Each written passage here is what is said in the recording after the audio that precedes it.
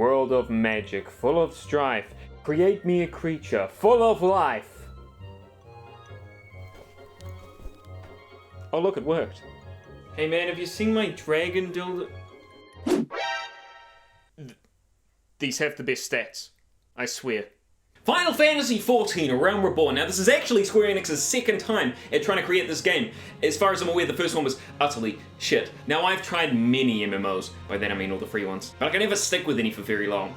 But that all changed when this little game entered my life. Great, let's get started. What? Shrek 2, I didn't ask for you. Where's Final Fantasy XIV? Trust me, it's a bad idea. What? Shrek 2, give me Final Fantasy. Whoa, whoa, whoa, whoa, whoa, whoa. What? Maybe it doesn't work? Of course it works, Shrek 2. Do I look bloody dumb to you? Well, a cute button nose? What? I mean, I think you might need to get your eyes checked, but... Thick, wavy locks? Well, that's more like it. You're getting more on track. But until you tell me where Final Fantasy is, you're going right in the pants. Now, one thing I'm always worried about... Hot round buttocks? Now, one thing I'm always worried about nowadays when picking up a game is whether it'll hold my interest for longer than a day. I tend to play a game for a while and then it starts to feel like I'm wasting time, you know? I mean, I've got 623 hours in Gary's mod, but most of that time was spent making those stupid Sonic videos. In fact, the first time I finished Shovel Knight was because I had to record it for the video. So what makes this game so special? Is it because of the gameplay? The graphics? The hot babes? Yes, to all those things. And the gambling. Come on, give me the stick! Sody needs a new mount! Now usually when I do these kinds of videos, I'll finish the game as much as I can in order to get a solid opinion and to get the footage I need. Normally that means recording it from start to finish. Now, I know what you're thinking. How can you possibly record an MMO from start to finish? You piece of shit. I have found a way to record Final Fantasy XIV without spending hours and hours replaying the game. I'm not going to. I mean, I've already played over 200 hours and I haven't even gotten to the DLC yet. Can you imagine me trying to record that much footage? It'd be a nightmare. Nope, for this review I'll be using my already level 50 character, Cydian Eurydice. Yes, she is a girl. If I wanted to watch a man's butt jiggling for hours on end, I'd just slap a camera on my ass and go jogging. Oh yeah, that's the stuff. So just like any MMO, you start off by creating a character. There are a few different races you can choose from, and all of them are pretty cool. Apart from the Lalafell, they've always kind of creeped me out. From there, you can customize your character, I'll speak a little bit more on that later, choose your class, and depending on what you chose, the game will start you out on a different hometown. Me, I picked Pugilist because I like punching things, so my city was Uldar. Uldar! A city of wealth, hard-working citizens, honest shopkeepers, and dancing catgirls! Whoa-hoo-hoo! The city itself is very similar to Rabanasta from Final Fantasy XII. It even has the Quicksand, which is a tavern just like the Sandsea.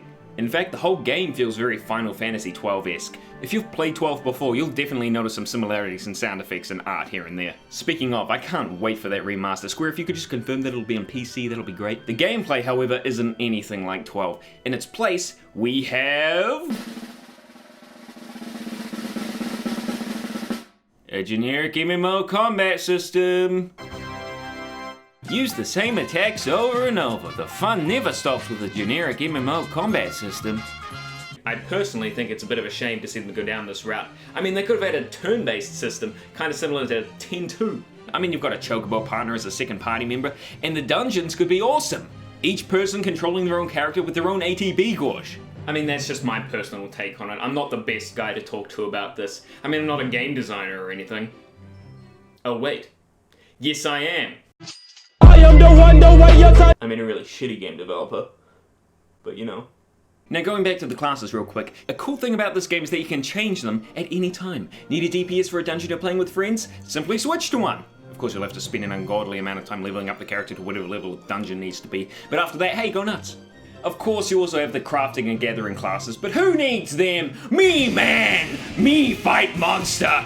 Me also knit a hat on the side, but then me kill a giant frog! Urgh! Speaking of, man... Shut up, I needed a reason to go back to character creation. Let's talk about the customization options in the game. Character customization is one of my favorite things in video games, and I was disappointed to see that there really weren't that many options. Hell, Terra has way more options than this game, and it's free! I mean, I get it, you don't want hideous abominations running around, it ruins the immersion. But having every character look the same does essentially the same thing. They do actually give you plenty of hero options though, and you can change it, and any facial decorations you may have, at any time using the crystal bell that you unlock a small ways into the game. I do this really often, and it's really great that it's there, and for free. Can't change your race for free, though. That shit costs real money. Why Squeenix doesn't exploit this by creating new races more often is beyond me. I mean, for the Heaven's War DLC, we got the Aura, but that's all it's been so far. Originally, Squeenix was considering putting the Viera, you know, the rabbit people from Final Fantasy XII, in instead, but they changed their mind. If they were to include them in the new DLC, Stormblood, however, well, I'll tell you now, my wallet would have absolutely no problem jumping out of my pocket and into that of Squeenix's. But no, we got Red Mage. Boy, I love mages of red.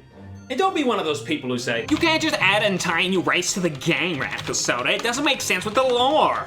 I mean, the whole story doesn't make sense if you think about it. You are the chosen one, the hero of light who will fight for Eorzea and end all evil. Wow, awesome. Who are these guys? Oh, they're all the chosen one too. Now, don't get me wrong, it's always cool to see yourself in a fantasy setting saving the world, but it's a little harder to see that character as yourself when they don't even look anything like you. It's like the game hates ugly people. I mean, look at my great honking schnoz. You think you can get a nose this magnificent in the game? Nah. I mean, the character creator does have some excellent settings, like a boob meter for start. Going back to the DLC real quick, I recommend you buy the game and all DLC from the Square Enix website and not Steam. Squeenix likes to have sales every now and again, but Steam doesn't seem to give a shit. Oh, Steam, you sure are terrible at this particular subject.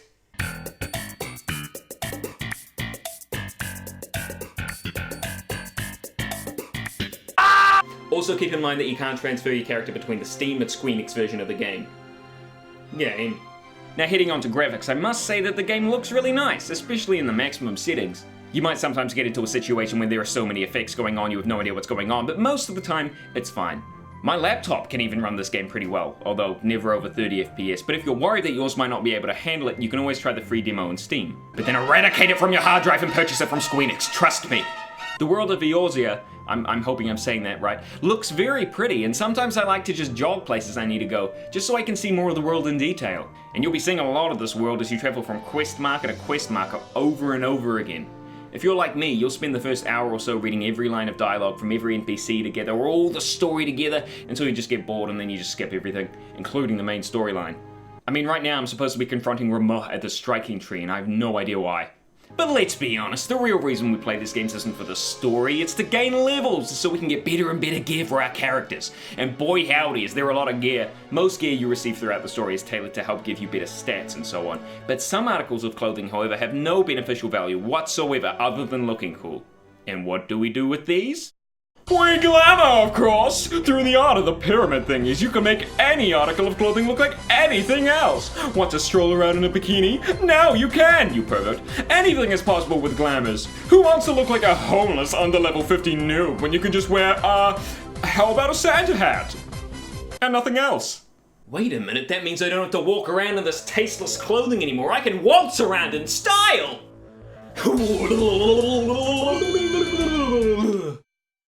You still think this was a good idea? Shut up, Shrek 2, I look fabulous. Now, with any MMO comes dungeons. There are plenty of them in this game, and more being added all the time, I'm assuming. And for the most part, they're great. I've only ever had one person in my party who didn't know how to let the tanks take the aggro, and I just have to stop and heal them as their health plummeted again and again and again. But most people are good at the game, and nice as well. I remember a time when my friend's laptop overheated and he had to restart it, and my party waited patiently for him. In fact, I think we danced. I mean, it's not that we could have really gone anywhere without him, he was a tank, but, you know. Of course, I play in one of the Japanese servers, so that might be why everyone's so nice. I hear terrible things about World of Warcraft. Oh my god. RadicalSoda plays on a Japanese server? What a weeb! What an otaku! What a hentai! Now, I do live in New Zealand, but there is a very good reason why I don't play on the Oceanic servers. Because there aren't any. Everyone from New Zealand and Australia has to choose to either play on the Japanese or American servers. I heard good things about Tonberry, so that's where me and my friend went. Unfortunately, because of the time difference, this sometimes leads to horrendous queue times in some dungeons. Occasionally you might get lucky and get one within 10 minutes, but most of the time you're stuck waiting around for a good hour or so. Forget about me! Go! Absolutely! Just let me wait for a full party and then we're ready to go. Thankfully, of course, you can do things while waiting, but if you really just want to progress in the story or get the materials you need for one of the relic weapons, you're stuck, my friend. Thankfully, I've got other shit to do. So while I'm waiting, I usually work on a video, I animate, or I just work on illustrations. You can see them on my Twitter, by the way, just follow @TruffleMob. After a couple nights of queuing, not just queuing, I mean I did get to do the dungeons, I was just doing multiple ones, I found the perfect time to queue up. 1 in the morning. Not exactly the best time, I know, especially if your work starts early, or starts at all really. But Square Enix, if you're watching this by some random chance, then there's something I need to ask of you, something the whole of New Zealand needs to ask of you. Please, so many people could use it. We need it so badly. Please, I beg of you, give us Rabbit people. Come on everybody, Viera Town, coming soon to the DLC. See you later, bye-bye!